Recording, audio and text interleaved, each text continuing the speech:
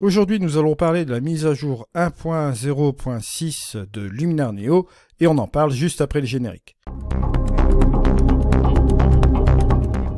Bonjour à toutes et à tous, mon nom est Eddie Kinol. Si vous débarquez pour la première fois sur ma chaîne YouTube, je vous souhaite la bienvenue. Ici, on parle de post-production traditionnelle et créative sur les logiciels de post-production et bien évidemment, on parle de photographie en règle générale.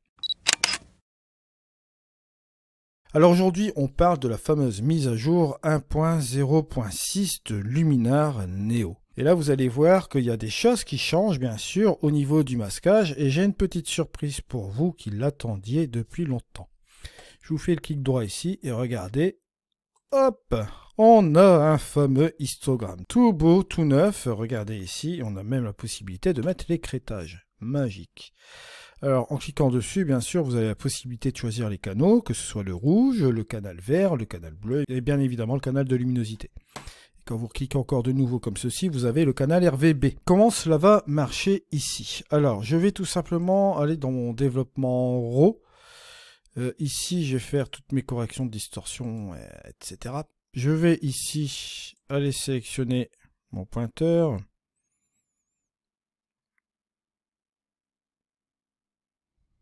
Et prendre par exemple, hop, cette balance des blancs là.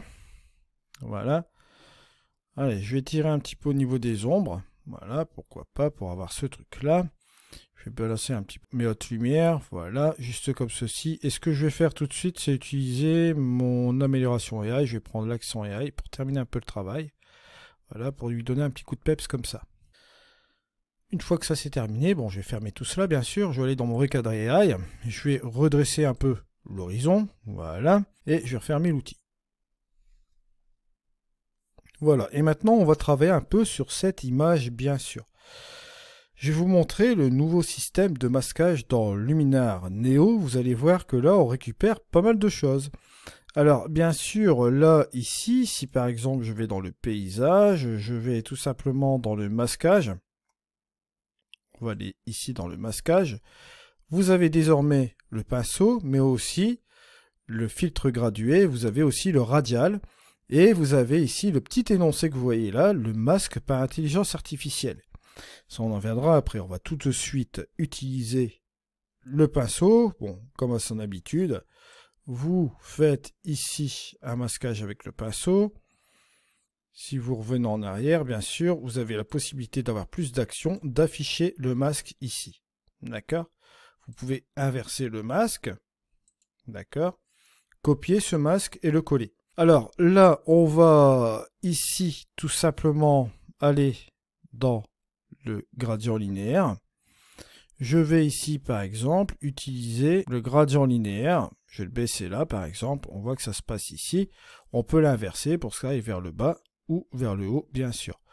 On peut revenir en arrière. Bon, je vais effacer ce gradient linéaire plus l'autre masquage. On va revenir sur quelque chose de plus propre.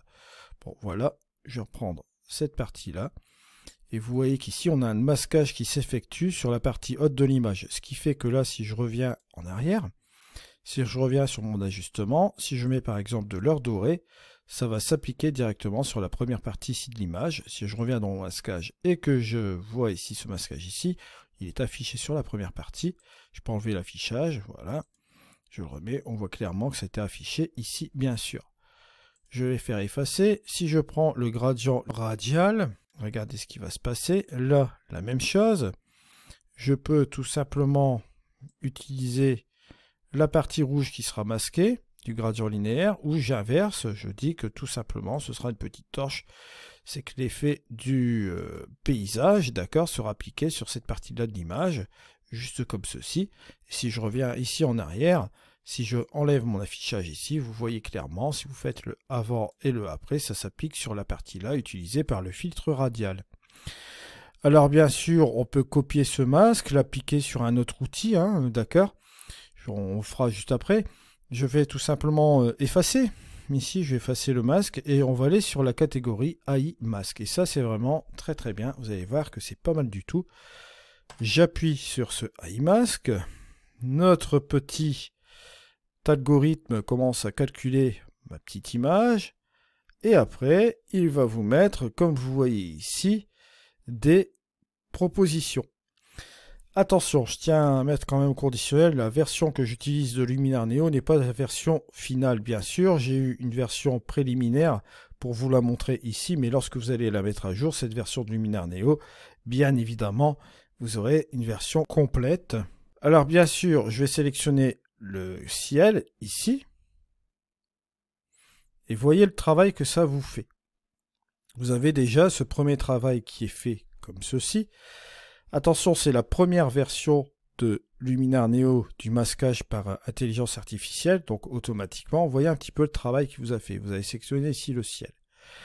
Je sais, ce n'est pas encore la sélection du remplacement de ciel qui est vraiment perfectible par rapport à ce masquage AI, mais n'oubliez pas que c'est un début. Et lorsque vous allez ici en arrière, vous faites afficher votre masque, vous avez la possibilité de l'inverser, bien sûr, d'effacer ce masque. Vous pouvez le copier et le mettre ailleurs aussi, bien évidemment.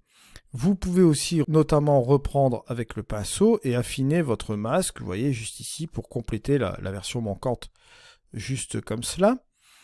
Je peux revenir, bien sûr, en arrière. Je vais effacer ce masque. Je vais revenir sur les éléments. Si je prends la partie ici du premier plan, vous voyez, regardez comment ça est sélectionné ici le premier plan.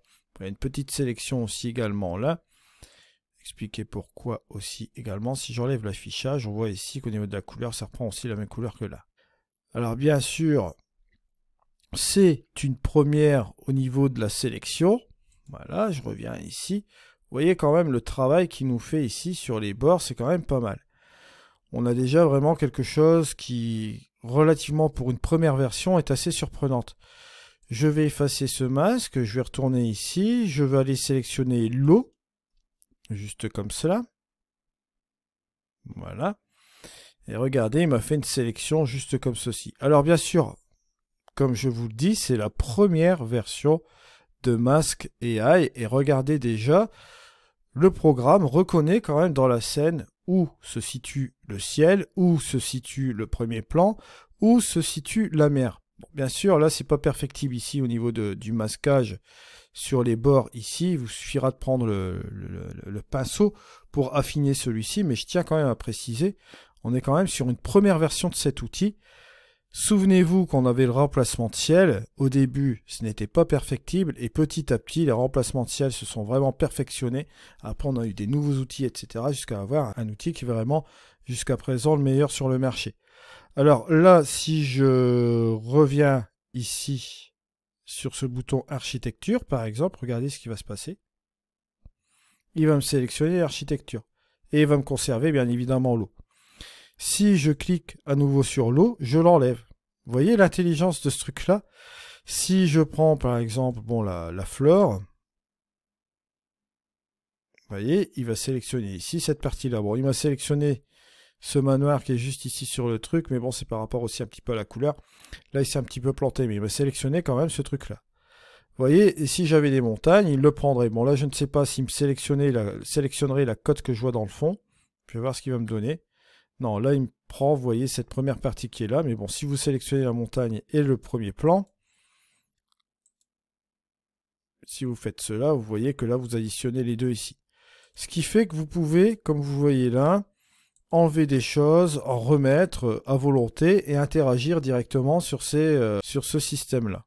Regardez, hop, ça, je vais l'enlever. Ce que je vais faire, c'est que je vais directement effacer tous les masques. Voilà, juste comme ceci. Donc, vous voyez un petit peu le fonctionnement ici de Luminar Neo concernant le masquage. Le masquage AI, comme vous voyez là, bien sûr, c'est sa première version. Vous vous doutez bien que ce sera perfectionné, bien évidemment. L'avantage dans ce masquage AI, c'est que vous n'avez pas simplement une sélection de ciel ou sélection de personnages. Là, il n'y en a pas. Bon, il y a plusieurs éléments. Il repère les éléments dans l'image, bien sûr. Si j'avais eu un personnage, il aurait repéré, bien sûr, le personnage aussi également. Alors, bien sûr, premier essai au niveau de Luminar Neo concernant ces choses-là. Vous allez voir que les prochaines mises à jour seront relativement bien avec cet outil, bien sûr. Ça va se perfectionner. On est sur la 1.0.6, bien sûr. Concernant l'effacement d'arrière-plan pour les portraits, vous avez été nombreux à me le demander aussi. Pour le moment, ce n'est pas encore dans cette mise à jour-là, mais comme vous le savez déjà, avec les conditions actuelles de l'Ukraine, vous savez que Skyloom travaille en Ukraine bien sûr, ils continuent toujours à faire leur mise à jour et je trouve ça assez honorable de ce qu'ils font là, ici, de continuer bien sûr leur programme. Vous verrez prochainement d'autres mises à jour bien sûr sur ce logiciel. Je tenais à vous dire aussi également que vous avez une nouvelle proposition de Luminar X, c'est l'abonnement pour avoir du contenu pour Luminar Neo et Luminar AI. Vous allez voir qu'il y aura des contenus pour Luminar Neo par rapport à ce Luminar X. C'est une version abonnement pour avoir du contenu, des cieux, des textures, etc. Je vous mets le lien dans la description de cette vidéo aussi. Et sachez que vous avez une offre en ce moment sur Luminar Neo en l'occasion de cette sortie, de cette mise à jour. Je vous remercie de m'avoir suivi. On se retrouve dans une prochaine vidéo. C'était Eddie. Allez, au revoir.